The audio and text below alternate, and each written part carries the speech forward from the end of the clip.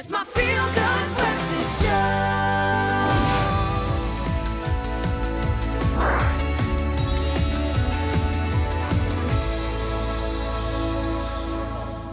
It's a Wednesday morning right here on your Feel Good Breakfast Show. So good to be in your company. Thank you very much for joining us. And as you saw, very appropriately with that beautiful introduction, we're talking parenting advice right now. And we're trying to unlock some of those bad habits, aren't we? Yeah, man. Some, I think, habitual things that might be bothering you right now. Maybe not so much your child. I think picking your nose, biting your teeth, sucking your thumb. And when you're above a certain age, they just are not acceptable. Maybe even pulling hair is still there. These are some of the bad habits most parents, I think, will have tried to get out of their children's system. Well, this morning, our registered counsellor, Chanel Morris, joins us to share some tips on how we can kick the habits this morning. Well, hopefully. Chanel, it's great to have you back. Hi, Graham. Thanks, guys. Yeah, so it was so interesting researching the stuff. I shared some of it. I'm not going to say it on air what I just said. But not yeah, too PC, it does, yeah. People do go in this panic when they see one of those habits, you know, because they don't understand where it comes from. Yeah. Yeah, some of it visually is yeah. a bit disturbing, but yeah, unsettling. Let's just quickly, I mean, you even said it, I think, quite right, is that it bothers the parents more than it bothers the children. Clearly, yeah. But what are some of the, I guess, the mental and physical health concerns that may come with these bad habits? You know, the first thing to understand is that the habit is like a learned pattern of behavior that the child's unaware of. So it's serving a function. So it's serving a need for the child. So obviously the child isn't aware that they're doing it. It's the parent or the adults who notice it. Yes. So at certain ages, certain things are going to be more damaging than, like thumb sucking is okay for younger kids. But after a certain age, 4, 5 upwards, it causes dental issues with the teeth and finger and thumb infections. So the same with hair pulling. Hair pulling starts, younger kids tend to do it, a soothing kind of thing. They're not even, sometimes boredom, guilty when I'm bored, I just you know. Kind of pull at the hair. Yeah, but if you're doing it when you're older, like teens and older kids, when you start pulling your hair, you didn't pull it when you were young, you just start pulling your hair. Yes. It's probably a chance of anxiety that's going on there, depression, OCD. So that's the age is important. So when you don't know what should happen when, you're overreacting. The young ones will do all these things because it's part of them learning. And when kids are little, everything in the mouth as well, you know? So the thumb sucking things for some kids goes on a bit longer. Biting nails. Biting nails is also a mouth thing. So all these things, but if you know that my kid bites when they're hungry, then I know, okay, let's give you a snack, let's see what happens. When you are picking your nose, let's give you a toy. How do you find out, though, what that behavior or the bad habit is linked to? Is it something that they maybe saw at play school and now they experimented with it and then they saw that they liked it? Is it a natural pathology that every child has? Is it something to be concerned about, like anxiety, you know, a precursor to something like that? So I think in the younger kids, it's normal they will have probably a cluster of bad habits. Nose picking with one hand, hair pulling with another simultaneously. It's the age thing. So after after they get to like formal schooling, grade 1 onwards, you know, they've outgrown those kinds of things. So when those habits are there in like 8, 9, 10 onwards, then you should look into how you can support your child, what's causing it. But I wouldn't panic. It's more embarrassing for the parent in a younger child than detrimental to the child. Okay. So that's the main thing to understand. So what's the best way to break that cycle before it's become a real problem? In those younger, more explorative, should we be all right with our child picking their nose, or should we be stopping them the first second we see our child pick their nose, go, hey, no, that's not allowed? How do we approach it in those younger years where it's not too much of a kind of anxiety concern, or that we're not going to be able to break that cycle? I think that, you know, what parents often just observe the behavior without the context of it, what happened before, who's around, what else is going on. So you need to see if there's a pattern. Does it happen at certain places when certain things... So it's probably, if it happens with certain places and certain events that's coming up, it's probably anxiety or stress release, a coping mechanism. So then you have to give your... And here's the thing, when you point it out to your child, we need a lot of empathy. We need you to do it in a gentle way, because like I said in the beginning, they aren't aware that they're doing it. It's just thing that just happens. Yeah. So you have to like bring it to their attention. And when you do, say, this is the part of what you do that I don't like. Not I don't like you when you. So the phrasing, because the way you say it, the child will attach it as to you don't like me, versus you don't like when I bite my nails or when I, you know. I hate it when I, myself, pick my nose. So I'm trying to remove that. Maybe you should. Is there a case for leniency to say, just let children be children? Yeah. Let them do what they do? Or are you then putting your child at risk for certain behaviors or patterns, synapses firing in their brains to become permanent? I think that most kids outgrow it.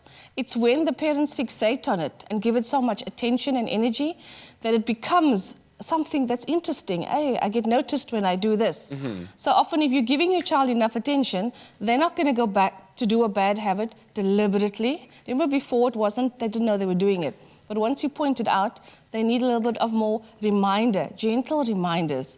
But I mean, really, it depends on the child. Some children have a little more going on than others, so it's not just like a blanket kind approach. of, But to it. So supposedly then the watchword would be then when moving into that kind of school phase when your child's a little bit older, if those bad habits are not naturally working their way out, that's when you need to speak to someone, maybe look at a deeper underlying reason and how you can approach that with a little bit of help. Shanaz, thank you so much. Wish it.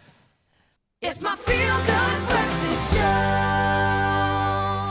Welcome back. Before you rush out and grab your coffee and your donut, maybe you want to think about ordering it in and sticking around for this conversation. So earlier in the show, our registered counsellor and good friend Shanaz Moore, she helped us understand why our children, and even us, I suppose, as adults, engage in bad habits, like biting our nails, maybe interrupting conversations. We're continuing our very insightful chat with Shanaz right now. Yeah. Shanaz, we were talking earlier on that and asking the question, is it okay to punish your child for a bad habit, and maybe advise us on what parents should not be doing and should be doing in that regard? Yeah. They should definitely not be punishing because, like I said, the child isn't aware of it. And when the child does become aware, you still can't punish them because remember, it's like now it's almost like a reflex that they're doing. And it'll take them time. With your gentleness, they will realize they're doing it. So they actually have to like preempt it. And also, if it's not that gross, we can make a list of what's gross and what's not gross. Just ignore it. The child will outgrow, you know. But reprimanding the child constantly, you're actually reinforcing the behavior because you're giving it attention. And I guess also understanding that this is their first experience of life. Many of these things they're experiencing for the first time. They don't so know. you've got to give them time to do that. Should we take a look at a Yeah, comment? and Rachel Kayleen is saying, help me, please. My son has begun washing his clothes. Now he washes his shoes daily as well. Also washing his cars and washes the bathroom, the floor, the walls, the taps, the buckets, the sink, and everything else besides himself.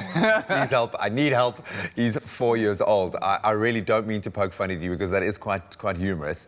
Most parents would be quite happy if their child is that cleanliness orientated, but I can understand if it goes too far. So what's going on there?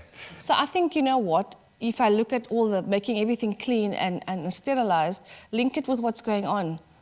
Link it with where we are, how they get told not to touch things. Oh my goodness, I never even thought So about I that. don't think the mom, because 4 years old it's not an age where you want to wash everything. Yeah. But we are told there's germs and things everywhere, and everything has to be constantly washed, including your hands. So I touch my toys all the time. Yeah, just think about how many times a day you're saying corona to your child. Yeah. So and you're touching all the things around you. So he's washing all the things that gets touched. So I think for that comment, it's more like to get to a conversation about why the need. You know, and if it comes up that it is the fear of the virus, you know, then we can talk about what are the real beneficial things to actually do, the beneficial behaviors. Because it's time-consuming to what he's doing. Cat still cleans his shoes. All the time, man. What are your best traits, man? I mean, all the time. Let's talk about how difficult is it, or how long does it take to break a habit, a bad habit, or maybe even replace it for a good one? Okay, so most of the comments or most of the research will say 21 days. Yes. But that's done with adults, most of the research on breaking a habit. Long-term change, they say, takes about 66 days, Wow. which we know for children is a lifetime. Sure. They can't sleep 2 more sleeps before their 2 birthday. months What is are an you going to do? inconceivable time frame for them, yeah. So I think that I think the parent needs to understand how obsessed they may be with it, Because breaking a habit is going to take regular, consistent effort.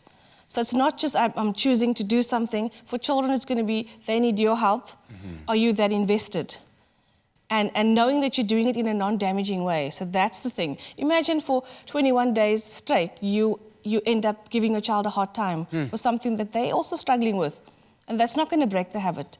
It's just going to create a lot of feelings of guilt and shame for the child around something that they're struggling to manage themselves. I suppose make the reinforcing the good behavior the habit for you. Yes. So that habit can transfer. Any final tips, advice for parents out there? You know, I think when we were kids, we've all had little habits and things that bothered our parents. And if you look at ourselves now, most of us have outgrown it. So if we take that gentler approach, just don't panic. There are bigger issues to stress about. If it's not, for me, when a habit starts to affect a child's social, their social relationships at school and their daily functioning, then I suggest parents intervene. Because when other kids tease them, mock them, that's social issues that will happen there.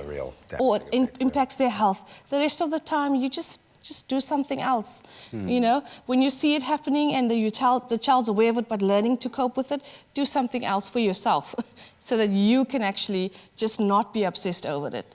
So yeah, I would be like, it's a gentle approach. I say take a gentle approach. That's what parents have to do. Or Kayleen, just start giving him your shoes to clean. Maybe that's the answer. I can bring mine. I can also bring mine.